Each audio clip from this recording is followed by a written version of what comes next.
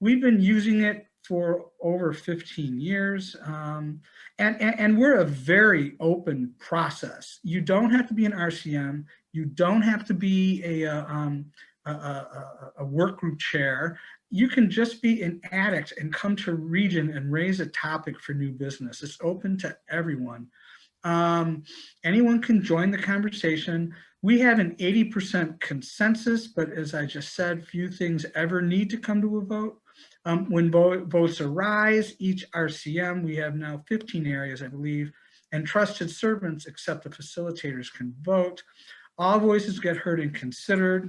And so it always starts with a straw poll. So any member makes a topic of discussion, and the first thing that I'll do as a facilitator after that person explains it is, does anyone object?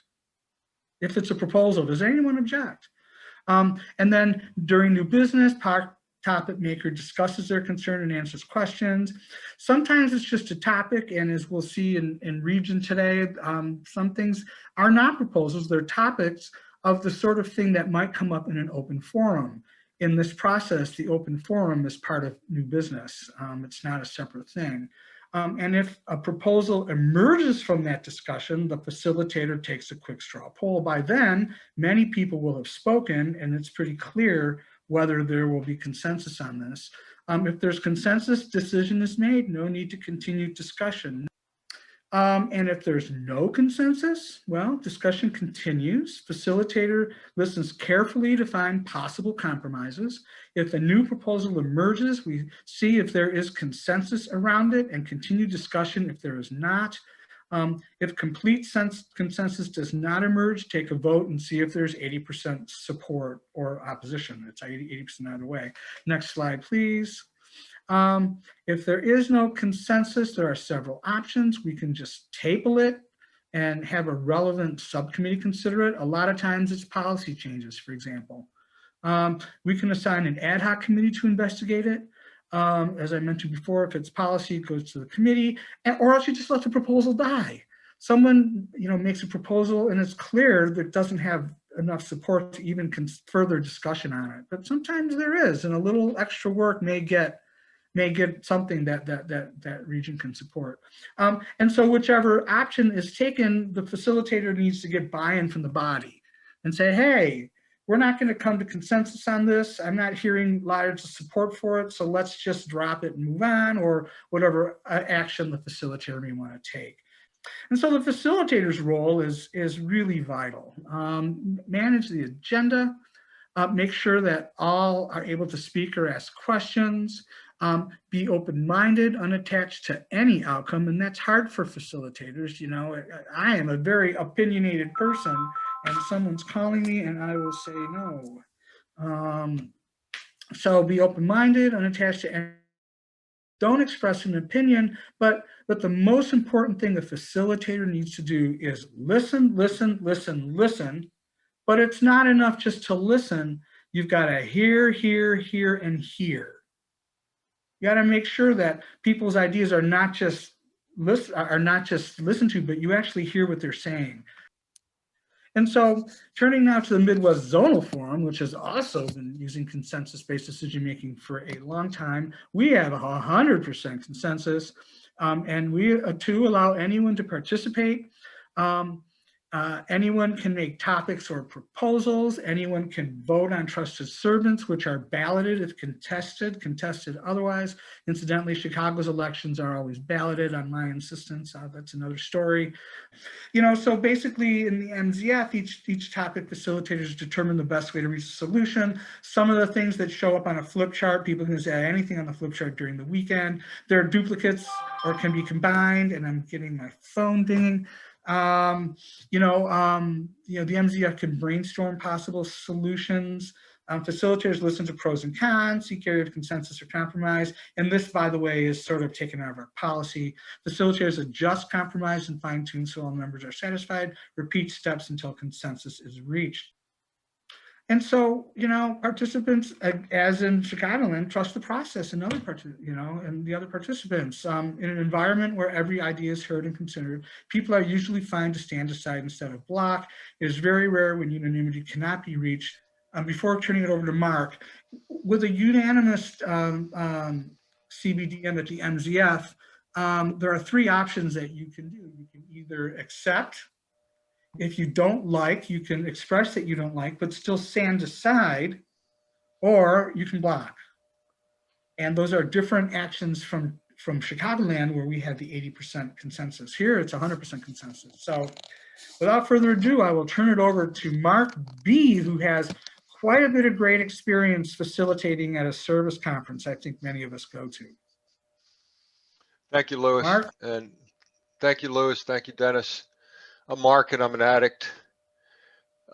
First, I really want to thank Dennis and Louis for inviting me to participate in this workshop. I really appreciate it, and what it did was it brought up some very interesting emotions for me. Many of you have been at the World Service Conference. Many of you have watched the transition, and I pose a timeline up here because it'll show you how long it can take sometimes to work the bugs out of the transition. The actual topic of consensus-based conference started way back in 1996 with Resolution A. If you want history on that, you can certainly go to the NA.org website. 2006, and please forgive me if my timeline is a little bit off. You see a lot of gray hair on my head, so if my timeline is off, for those of you who have participated since then, please forgive me. I figured out that my next slides about Florida were about 3 or 4 months off as well. So anyway, in 2006, we started hearing language that was starting to change from parliamentary procedure to consensus-based decision-making or discussion-based conference. The use of straw polls appeared at the WSC, and they weren't used as decision-making. They were used simply to get a feel for where the body stood on any particular issue. In 2008, and I couldn't find the exact history of this, but there was a World Service Conference project introduced prior to the 2008 conference.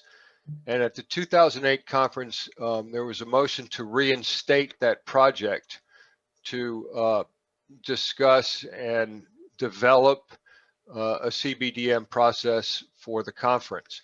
The motion passed 64% in favor, and if you do your math, you can see that that's not even 2/3. But it did pass, so the project continued.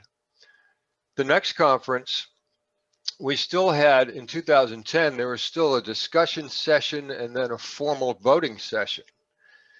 And you can see that we were melding the two systems together. We were trying to move towards a discussion-based conference, but we were still using parliamentary procedure to make decisions. And this is going to play into the slides I talk about with Florida as well. In 2012, I believe it was, we had a work group called WSC Processes. And there were a couple of former co-facilitators on that work group. NAW's staff and some of the World Board members joined us. And we actually had quite a number of lively sessions. There were a lot of ideas being passed back and forth. And the upshot of that was continuing change towards discussion and how to do consensus-based decision-making in a room of 220 some odd people. Never really, no one really had the experience to do that. We were talking about unsustainability of the size of the conference. And here we were moving towards a system that quite often does take longer to make decisions. And as some of you know, decision-making at the World Service Conference is not always a quick process, no matter what system is being used. In 2014, language and terms changed towards CBDM, and one of the reasons for that is out of that work group in 2012, 2013, we said, look, if we're continuing to use parliamentary procedure terms, we're never going to move away from it. We're going to feel like we're stuck between two systems. So we took the terms of consensus-based decision-making and tried to incorporate them more and more into the process. Starting to work better, still two sessions, discussion session, and then a formal voting session. And I think there were many of us started to see the redundancy in that and the amount of time that was taking. Because when the discussion was over on a particular proposal, we pretty much knew which way the vote was going to go. And yet we still went into a formal voting session and reiterated the proposal and some of the discussion and the overview, and then we took formal votes. And oddly enough, at times, even though we knew where the body stood when we left the discussion session, new ideas arose by the time we got to the formal decision-making session, and then the discussion started again. So there was an obstacle that was taking an enormous amount of time and keeping us locked up in between the two systems. So in 2016, and the words on the slide are my opinion, I was sitting in the gallery in 2016. And from the outside looking in, and Laura, no offense to you at all, the whole thing was disorganized. There was a misunderstanding of procedures. The delegates really didn't know what was coming next, didn't know how to participate, and there was a lack of confidence in the procedures. And at that time, we still had what we called yellow cards, which were supposed to be raised for procedural questions. Well, inadvertently or on purpose, those yellow cards became a debacle in that people were throwing up yellow cards to question the process. And there wasn't a whole lot of trust in the process. And Lewis mentioned how important it is to become trusting of this process, which for many of us who were steeped in Robert's Rules of Order for years, just couldn't wrap our arms around it. And some of those concepts will become clear when I talk about Florida a little later on. So again, back to 2016, no one left the room with a good, fuzzy, warm feeling. No one left the room thinking that this was the way it was going to go and it was going to work the next time. And there was a lot of discussion after those sessions. So between 2016 and 2018, there were discussions by the co-facilitators and NA's staff and the World Board and the Executive Committee, and we were looking for ways to improve upon 2016 so we did not repeat the process. And that's where some major changes came into play, and we eliminated the formal voting session. That was one of the biggest changes. And we decided that in the discussion session, if we're taking straw polls frequently, we're getting a feel for the body, why not make the decision and dispense with the proposal and move on? So to make a long story short about 2018, some of you are aware of this, it went incredibly smoothly. Laura and I repeatedly asked the delegates to trust us and to trust in our decisions. I believe there was one appeal, the decision of the facilitator motion that came to the floor, and it was one of those things that it was a procedural issue and it was resolved in short shrift. So 2018 was really successful, and we thought, okay, we finally got it. After 20 years of developing a system and thinking that, okay, now we've got a consensus-based conference. Now, mind you that there were still some that thought to have a conference that's discussion-based, you have to have a cycle that's discussion-based. And we weren't quite there yet. There was no formal procedures for that. So 2018 went along and 2019 passed us. And in March of 2020, Laura, myself and Daniel, the other co-facilitator, the new co-facilitator, marched ourselves off to California to prepare for the 2020 WSC. Well, we spent a week there, and as the week went on, we were watching COVID happen. We were watching COVID happen internationally. Then we started watching COVID happen nationally, and we were planning for an in-person conference. And when we left at the end of the week, we felt like, okay, we're ready, we're prepared, we got a procedure in place, we're going to repeat 2018, and when everybody leaves the conference in 2020, we're going to sing Kumbaya and we're all going to be friends. Well, the day after we left that week-long session, closings of states and countries started happening. Now we had to develop a new process. And that was something that none of us really had any experience with. Technology aside, virtual WSC aside, the procedure is pretty simple. An initial straw poll is taken prior to the session electronically. Everyone gets an email. They have the ability to vote the way they'd like to vote. It's a straw poll. So when they arrived at the first session, the first proposal is read. Then as co-facilitators, we read the results of the straw poll. If we had greater than 80% or less than 20% support, we heard from 2 from the minority. And at this point, the body could decide whether they wanted to decide on this proposal without amendments or if they wanted to hear amendments. And this was the time to do that. And once we heard from 2 from the minority, a second straw poll was taken. If consensus remained, that was the decision, and we moved on to the next one. Process is similar for a proposal, any proposal, that's the beginning of it. If the initial straw poll fell between 20 and 80%, we opened up the discussion. And despite the challenges of keeping a queue of over 100 people and making sure that voices are heard and making sure that we don't pick the same person 2 or 3 times, making sure that we get a diverse perspective on the proposal, all of that aside, the discussion continued and we would take frequent straw polls. As we saw the body move one way or another, the facilitators can end the discussion and call for a final decision. At that point, if there's a delegate that didn't agree with ending the discussion, they could appeal our decision.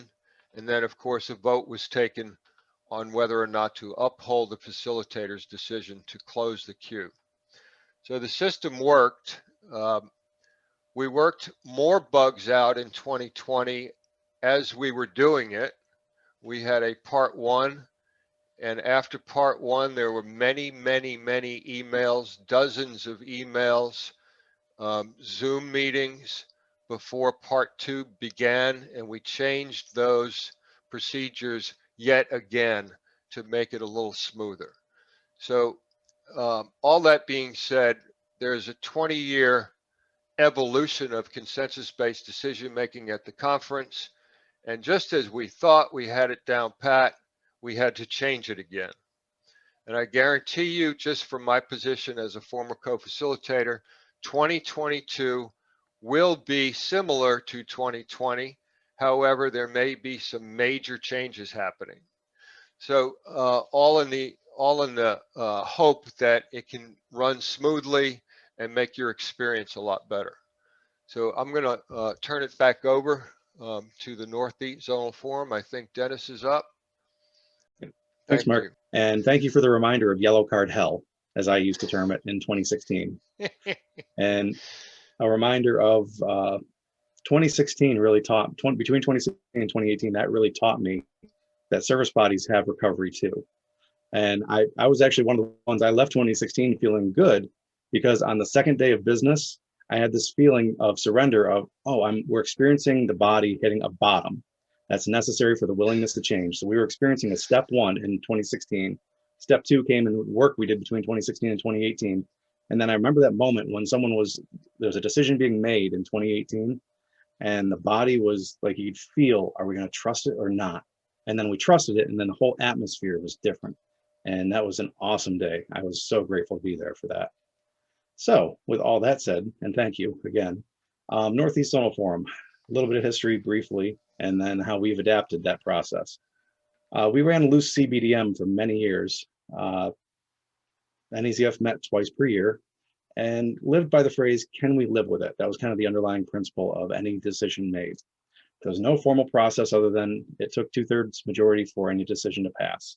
It was entirely up to the facilitator on how to practice CBDM, so you could have different experiences between facilitators. And one of the big issues was we had many discussions just falling off the table. So a proposal could be made 6 months later, we bring it up and, oh, we forgot to talk about that. We need to wait 6 more months. And then 6 months later, oh, we forgot to talk about that. We need to wait 6 more months. And a lot of things were just falling off. So we started meeting virtually to address that. And it was typically every couple months. They'd be sometimes skipped because we weren't all on board with just adding another month or meeting every 2 months. It was informal in nature, no decisions, just discussion, but that did help. And we were finding that with the discussions staying on the table for a change, our decisions weren't keeping up. So we moved to formally meeting every 2 months with equal decision-making capabilities as our physical meetings. But with that, now you have more decisions. More meetings means more decisions. More decisions means more time in our decision-making process. And more decisions means more decisions going back to regions. And with a loose CBDM process, we lacked clarity and consistency and often left members confused with what was up for decision, how, what they should be asking their region, what they should be bringing back. That was very confusing. And then WSC 2018 happened, and it was simple, straightforward, flexible, and adaptable. And in April 2019, we adopted that process almost word for word into our formal CBDM process in the NAZF. We adapted it to fit the needs of our zone. So we adopted the exact same process, 80-20 consensus, 2/3 minimum for decision making. When there's consensus, seek the minority voice. Discussion is always an option, even when there's enough to pass, which actually was cool to see a few times where we had all but 2 in favor of something, and then we postponed a decision to give those 2 time to participate because they weren't against, but they didn't have the ability to participate on behalf of the regions. And then the same voting, yes, no, abstain, and recently we added present not voting. But the flexible process allowed us to adapt and evolve. And unless decisions are time sensitive, there's always the option of postpone. And simple tools of facilitation work well. We can use the any objection to move forward, straw polls. It makes it very smooth and easy to work through most of the time. And we successfully adapted it to even fit our trusted servant elections. We have it's not in our guidelines yet, but we've practiced it twice successfully now, a process that uses pretty much the same routine or procedure for electing our trusted servants. And our most recent evolution is moving from motion-like proposals to focusing on the idea or goal first, which I'll go over shortly.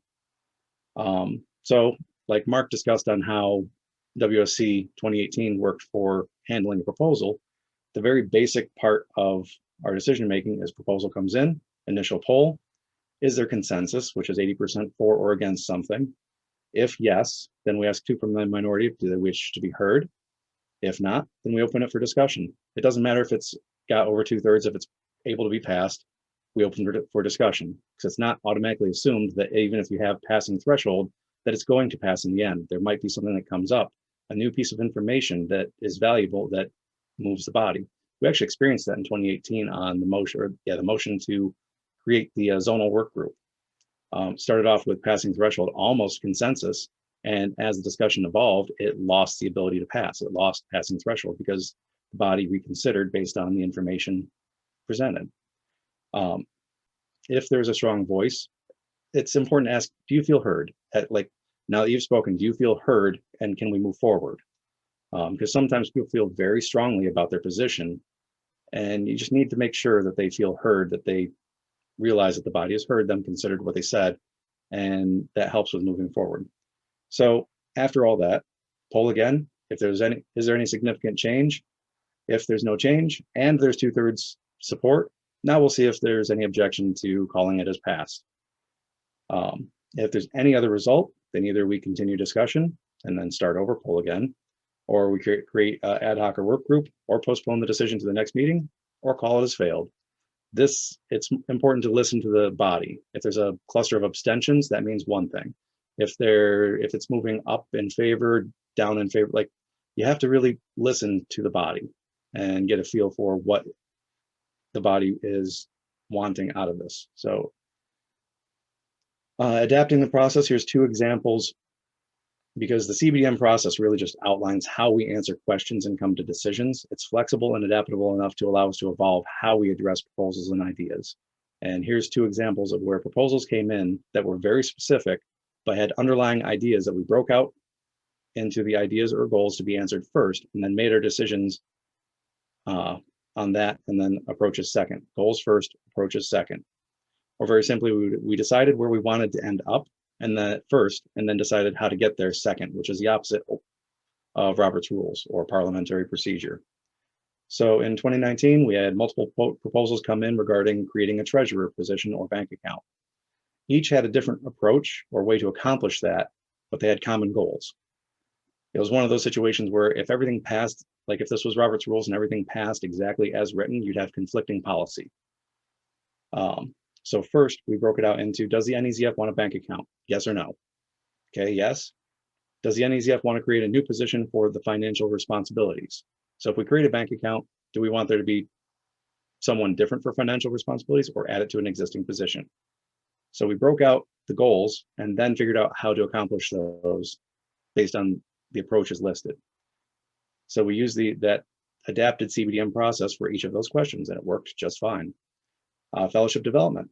We had multiple proposals come in ad hoc FD committee, and they were sent in motion like set up as if this, then this, if this, then this, if this passes, then this, which made it very heavy for a decision-making process, because then you have to consider every one of the motions really together, not just where do we want to go with this. You don't really have the ability to tweak anything if you need. They were all very specific in their approach. They had guidelines, a plan, whether it was a committee or a work group. It was very specific. So it was reorganized to goal approaches second. First question was, does the NEZF formally want to adopt fellowship development? Not what that looks like, not is it a work group or a committee, not what set of guidelines operate it. Do we want FD? Okay, yes. Then do we approve of the specific ways to have that FD? And we went one by one through there.